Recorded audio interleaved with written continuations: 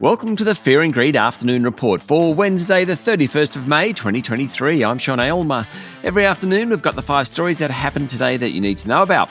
Story number 1, the S&P ASX 200 tumbled 1.6% today to 7,091 points. That's back to late March levels and only just above where the bourse started the year. Weak economic data out of China and surprisingly strong inflation figures locally weighed on stocks. The Bureau of Statistics figures show that inflation for the 12 months to the end of April was a higher than expected 6.8%.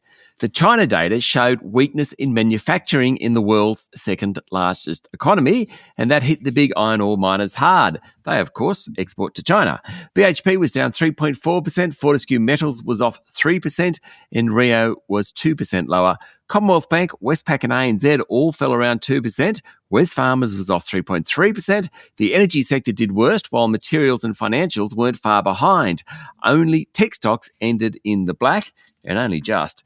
It was a rough day for the coal miners after the price of the sedimentary rock fell sharply yesterday. Whitehaven was the worst of the top 200, down nearly 6%, while New Hope was off 4.2%. It was just a very rough day all around, with about 3/4 of the top 200 falling. Story number 2, more revelations in the PwC scandal, with the tax commissioner telling Senate estimates that the consulting firm was behind 15 schemes designed to help multinationals sidestep tax laws. And of course, at the heart of this scandal is the fact that PwC, having signed a confidentiality agreement, worked with the government to design those laws. The idea was to capture more tax from multinationals. Tax Commissioner Chris Jordan today said PwC put at risk about $180 million in tax revenue a year because it used the confidential information to advise clients. He also accused PwC of frustrating the tax office in its investigations into the schemes. Story number 3, the banking and superannuation watchdog, APRA, said it's being more active to ensure super funds accurately reflect the value of their assets, including those unlisted assets. Now, a super fund might own an office tower. It isn't worth as much as it was a couple of years ago, but has it been revalued? That's the question APRA wants to answer. APRA was appearing before estimates today. It also said it's formally investigating industry super funds payments to unions and whether these are in members' best financial interests. Funds payments to unions can flow through those unions to political donations to Labor or related political groups, and that's under the microscope.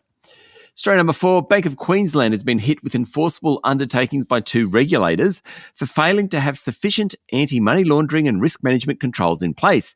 The announcement comes 6 months after the bank said it wasn't being watched by regulators. One undertaking comes from Banking Oversight Agency, the Australian Prudential Regulation Authority, and the other from the financial crimes watchdog AUSTRAC. APRA will also require Bank of Queensland to hold $50 million in extra capital from this month as part of the deal. Bank of Queensland had several breaches of APRA's prudential standards over the past 18 months. That's a massive no-no in the banking world. APRA said the bank has acknowledged its past risk management and risk culture weaknesses. Bank of Queensland's share price fell nearly 5% today. And finally, story number 5, Parliament was very busy today between question time, Senate estimates and normal business. One bill that passed through the House of Reps was the Constitutional Amendments Bill establishing the Voice to Parliament referendum. It's a first step in the process, and while the Nationals and a handful of Liberal MPs opposed the bill, it passed easily, 121 votes to 25. That's it for the afternoon report for Wednesday, the 31st of May, 2023. Michael Thompson and I will be back tomorrow morning with the Thursday edition of Fear and Greed. I'm Sean Aylmer. Enjoy your evening.